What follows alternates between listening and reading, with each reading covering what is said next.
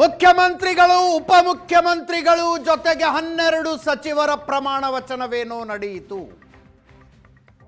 ಈಗ ಚಾಲೆಂಜು ಯಾರ್ಯಾರಿಗೆ ಯಾವ್ಯಾವ ಖಾತೆ ಅಂತ.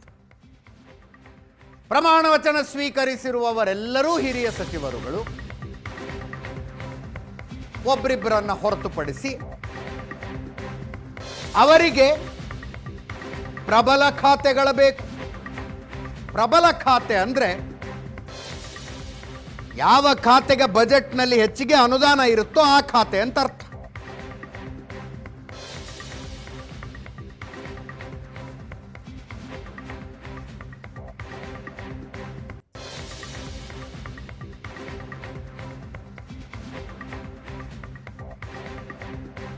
ಸಿದ್ದರಾಮಯ್ಯನವರ ಕ್ಯಾಬಿನೆಟ್ನಲ್ಲಿ ಕಂದಾಯ ಸಚಿವರಾಗಿದ್ದ ಕೃಷ್ಣ ಬೈರೇಗೌಡರು ಅದೇ ಖಾತೆಯಲ್ಲಿ ಮುಂದುವರಿಬೇಕು ಅನ್ನುವ ಗುರಿ ಇಟ್ಕೊಂಡಿದ್ದಾರೆ.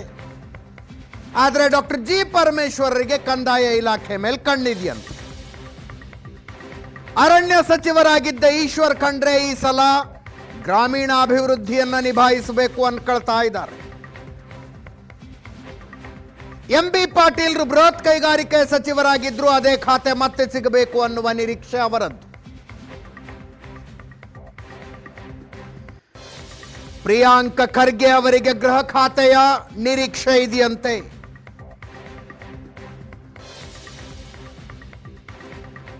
ಕೆ.ಜೆ. ಜಾರ್ಜ್ ಮತ್ತೆ ಇಂಧನ ಸಚಿವರಾಗಬೇಕು ಅನ್ಕೊಳ್ತಾ ಇದ್ದಾರೆ.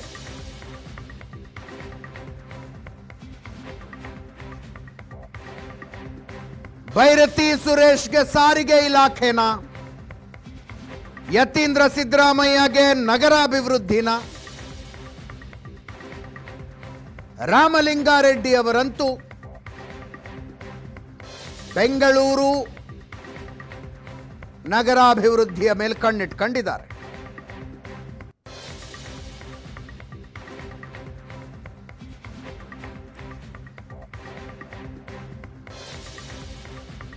ಹಣಕಾಸು ಇಲಾಖೆಯನ್ನ ಡಿ.ಕೆ. ಶಿವಕುಮಾರ್ ಅವರು ಉಳಿಸಿಕೊಳ್ಳಬಹುದು.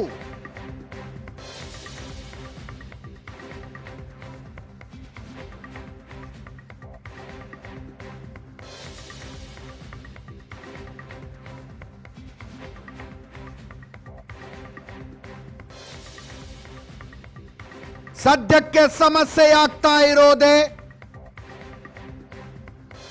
ಬೆಂಗಳೂರು ಅಭಿವೃದ್ಧಿ. 4 ಜನ ಹಿರಿಯ ಸಚಿವರಿಗೆ ಈ ಖಾತೆ ಬೇಕಾಗಿದೆ.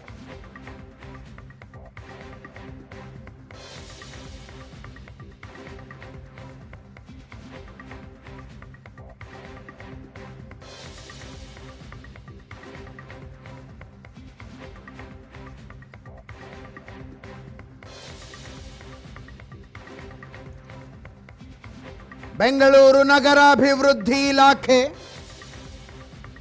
Most sought after. Ramalinga Reddy, Krishna Byregowda, doctor G Parameshwar, George.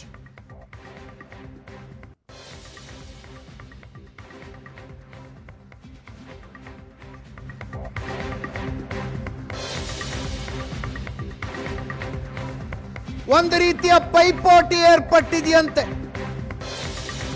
Bengaluru ನಗರಾಭಿವೃದ್ಧಿ ಇಲಾಖೆ.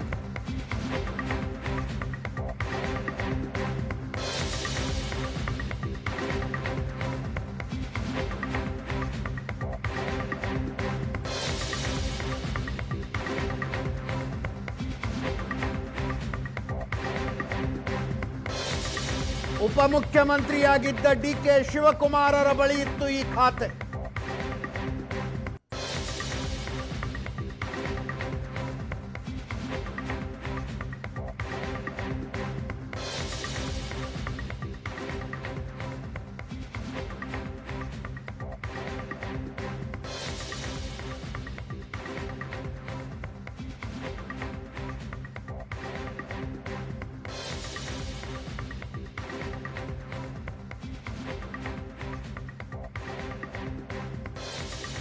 ರಾಮಲಿಂಗಾರೆಡ್ಡಿ ಅವರು ಈ ಖಾತೆಗೆ ಹಠ ಹಿಡಿದಿದ್ದಾರೆ ಅನ್ನುವ ಮಾಹಿತಿಗಳಿದ್ದಾವೆ. ಕೊಡದಿದ್ರೆ ಬೆಂಗಳೂರು ನಗರಾಭಿವೃದ್ಧಿ ಕೊಡಿ, ಇಲ್ಲದೆ ಇದ್ರೆ ನನಗೆ ಮಂತ್ರಿಗಿರಿನೇ ಬೇಡ ಅನ್ನೋ ಲೆವೆಲ್ಗೆ ರಾಮಲಿಂಗಾರೆಡ್ಡಿ ಅವರು ಹಠ ಹಿಡಿದಿದ್ದಾರಂತೆ.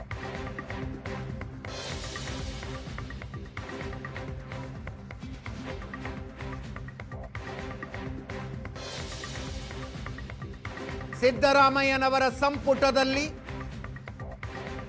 ಸಾರಿಗೆ ಇಲಾಖೆ ರಾಮಲಿಂಗಾರೆಡ್ಡಿ ಅವರ ಬಳಿಗಿತ್ತು, ಜೊತೆಗೆ ಮುಜರಾಯಿ ಇಲಾಖೆ ಇತ್ತು. ತಮ್ಮ ಸೀನಿಯಾರಿಟಿಗೆ ಈ ಇಲಾಖೆಗಳು ಸೂಕ್ತ ಅಲ್ಲ ಅನ್ನುವ ಅಭಿಪ್ರಾಯ ಆಗಿತ್ತು ರಾಮಲಿಂಗಾರೆಡ್ಡಿ ಅವರದ್ದು.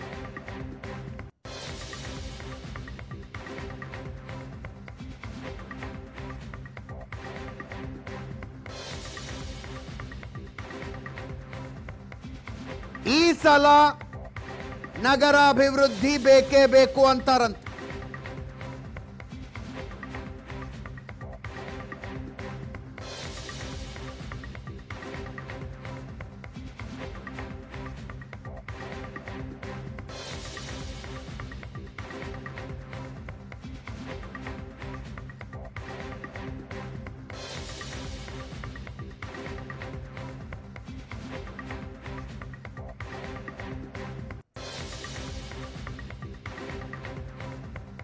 ಮುಖ್ಯಮಂತ್ರಿ ಡಿ.ಕೆ. ಶಿವಕುಮಾರರಿಗೆ ರಾಮಲಿಂಗಾರೆಡ್ಡಿ ಅವರು ಜಲಸಂಪನ್ಮೂಲವನ್ನು ನಿಭಾಯಿಸಲಿ ಅಂತಿದೆ. ಸಾಮಾನ್ಯವಾಗಿ ಬೆಂಗಳೂರು ನಗರದಿಂದ ಗೆದ್ದು ಬಂದವರಿಗೆ ಈ ಇಲಾಖೆ ಕೊಡೋದಿಲ್ಲ. ಸಾಮಾನ್ಯವಾಗಿ ರಾಮಲಿಂಗಾರೆಡ್ಡಿ ಅವರು ಜಲಸಂಪನ್ಮೂಲ ಬೇಡ ಅಂತಾರಂತೆ. ಕೊಡೋದಾದ್ರೆ ಬೆಂಗಳೂರು ನಗರಾಭಿವೃದ್ಧಿಯನ್ನೇ ಕೊಡಿ, ಇಲ್ದಿದ್ರೆ ನಾನು ಮಿನಿಸ್ಟ್ರೇ ಆಗಿರೋದಿಲ್ಲ ಅನ್ನೋ ಲೆವೆಲ್ಗೆ ರಾಮಲಿಂಗಾರೆಡ್ಡಿ ಅವರ ಹಠ.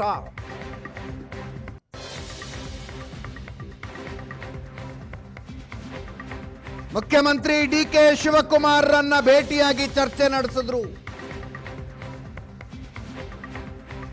ಚರ್ಚೆ ಫಲ ಕೊಡಲಿಲ್ಲ.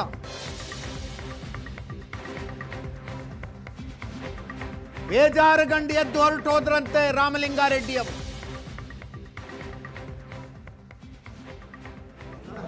ನಗರಾಭಿವೃದ್ಧಿ ಕೊಡ್ತೀನಿ ಅಂತ ಕೃಷ್ಣ ಬೈರೇಗೌಡರಿಗೆ ಮಾತು ಕೊಟ್ಟಿದ್ದೀವಿ, ಅದನ್ನ ಈಡೇರಿಸಬೇಕು ಅಂತ ಮುಖ್ಯಮಂತ್ರಿ ಡಿ.ಕೆ. ಶಿವಕುಮಾರ್ ಹೇಳ್ತಾ ಇದ್ದಾರೆ. 3 ವರ್ಷಗಳ ಹಿಂದೆ ನನಗೆ ಮಾತು ಕೊಟ್ಟಿದ್ರಿ, ಈಗ ಈಡೇರಿಸಿ ಅಂತ ರಾಮಲಿಂಗಾರೆಡ್ಡಿ ಅವರು ಕೇಳ್ತಾ ಇದ್ದಾರಂತೆ.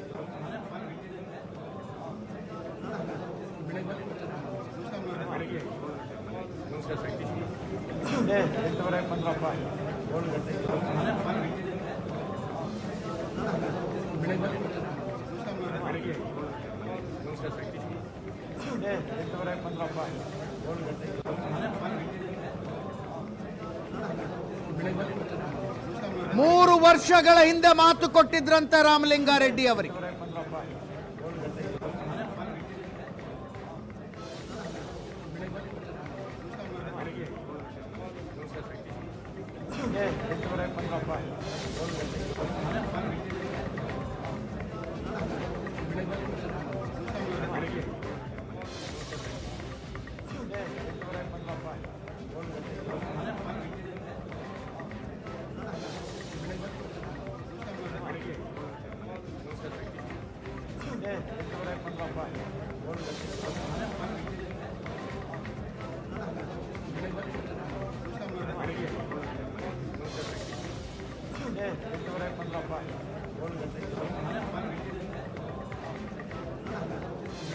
ರಾಮಲಿಂಗಾರೆಡ್ಡಿ ಅವರ ಜೊತೆಗಿನ ಚರ್ಚೆ ಫಲ ಕೊಡಲಿಲ್ಲ.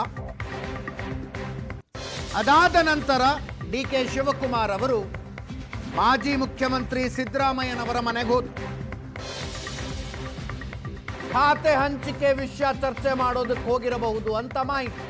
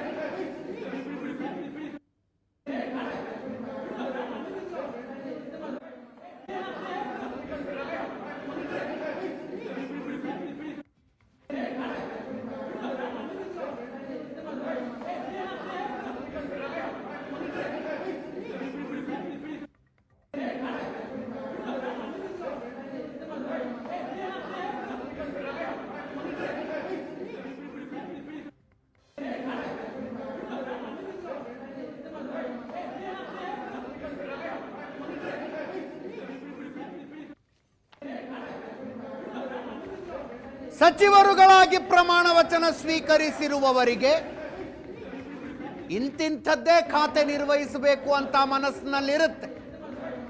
ಆದರೆ ಮಾಧ್ಯಮದ ಕ್ಯಾಮರಾಗಳ ಮುಂದೆ ಮಾತ್ರ ಯಾವ ಖಾತೆ ಕೊಟ್ಟರೂ ಪರವಾಗಿಲ್ಲ ಅಂತಾರೆ. ರಾಮಲಿಂಗಾರೆಡ್ಡಿ ಅವರ ಆದಿಯಾಗಿ ಎಲ್ಲರೂ ಹೇಳಿದ್ದದನ್ನೇ. ಮುಖ್ಯಮಂತ್ರಿಗಳಿಗೆ ಬಿಟ್ಟದ್ದು, ಅವರು ಕೊಟ್ಟ ಖಾತೆಯನ್ನ ನಿರ್ವಹಿಸ್ತೀವಿ, ಯಾವುದೇ ಇಲಾಖೆಯೂ ಚಿಕ್ಕದಲ್ಲ, ಇಂಥದ್ದೇ ಖಾತೆ ಕೊಡಿ ಅಂತ ನಾವೇನು ಕೇಳಿಲ್ಲ, ಖಾತೆ ಹಂಚಿಕೆ ಮುಖ್ಯಮಂತ್ರಿಗಳ ಪರಮಾಧಿಕಾರ ಅಂತಾನೆ ಮಾತಾಡ್ತಾರೆ.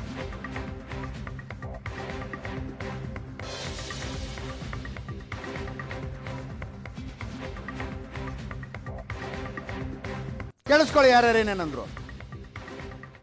ಅದೇ ನಾವು ಯಾವುದೇ ಕಾರ್ಯಕ್ರಮ ನಿರೀಕ್ಷೆಯಲ್ಲಿ ಕೂಡ ಇಲ್ಲ. ಎಲ್ಲ ಖಾತೆ ಕೂಡ ಮಹತ್ವದ ಖಾತೆ. ಪ್ರತಿಯೊಂದು ಖಾತೆಯಲ್ಲಿ ಕೂಡ ಬೇಕಷ್ಟು ಕೆಲಸ ಮಾಡಲಿಕ್ಕಂಥ ಅವಕಾಶ ಇದೆ. ಪಕ್ಷದ ಮುಖ್ಯಮಂತ್ರಿಗಳು, ಉಪಮುಖ್ಯಮಂತ್ರಿಯವರು ಪಕ್ಷ ಏನು ತೀರ್ಮಾನ ಮಾಡ್ತದೆ ಅದಕ್ಕೆ ಅನುಗುಣವಾಗಿ ಆ ಖಾತೆಯಲ್ಲೂ ಚೆನ್ನಾಗಿ ಕೆಲಸ ಮಾಡ್ತಾರೆ. Post is not important, work is important. ಹೌದು, ಪ್ರತಿಯೊಂದು ಕೆಲಸವನ್ನು ನಾವು ಖುಷಿಯಿಂದ ಮಾಡಿದರೆ ನಾವು ಖುಷಿಯಾಗಿರ್ತೇವೆ. ನಾವು ಕೆಲಸವನ್ನು ಹಾಕಿದ್ದಂಥ ಟೆನ್ಷನ್ ಮಾಡ್ತೇವೆ, ನಾವು ಟೆನ್ಷನ್ ಇರ್ತೇವೆ. ನಾನು ಯಾವುದೇ ಒಂದು ಕೆಲಸ ಸಿಕ್ಕಿದಾಗ ಭಾಳ ಸಂತೋಷದಿಂದ ಖುಷಿಯಿಂದ ಆ ಕೆಲಸ ನಾನು ಮಾಡ್ತೇನೆ. 3 ವರ್ಷ ನನಗೆ ಅತ್ಯಂತ ತೃಪ್ತಿ ಇದೆ. ನಾನು ಸಭಾಧ್ಯಕ್ಷನಾಗಿ ಒಬ್ಬ ಕಿರಿಯನಾಗಿದ್ದು ಕೂಡ ಎಲ್ಲ ಹಿರಿಯನಾಗಿ ಸ್ವಲ್ಪ ಸಹಕಾರ ಕೊಟ್ಟಿದ್ದಾರೆ. ಮಾಧ್ಯಮದಲ್ಲಿ ಅಧಿಕೃತವಾಗಿ ಯಾವುದೇ ಪೋರ್ಟ್ಫೋಲಿಯೋವನ್ನ ಹಂಚಿಕೆ ಆಗಿಲ್ಲ.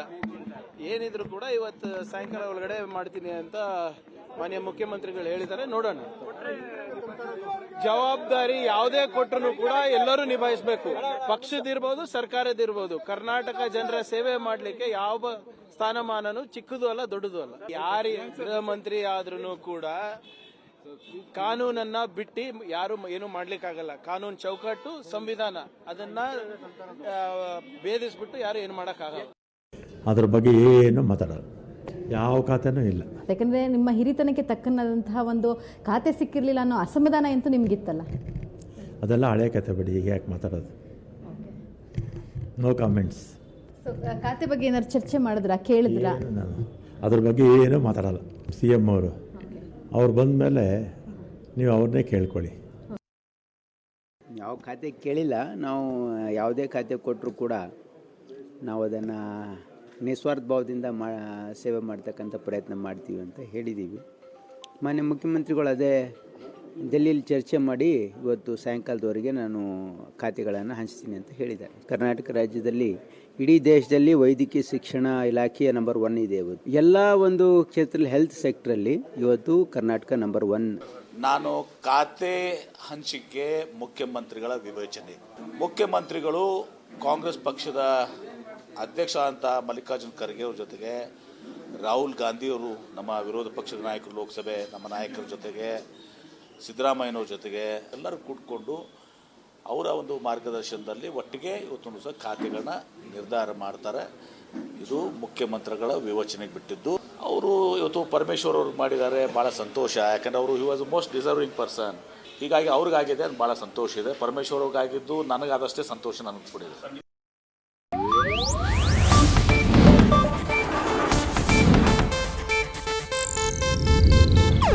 ಇದು ಏಷ್ಯಾನೆಟ್ ನ್ಯೂಸ್ ನೆಟ್ವರ್ಕ್ ಪ್ರಸ್ತುತಿ.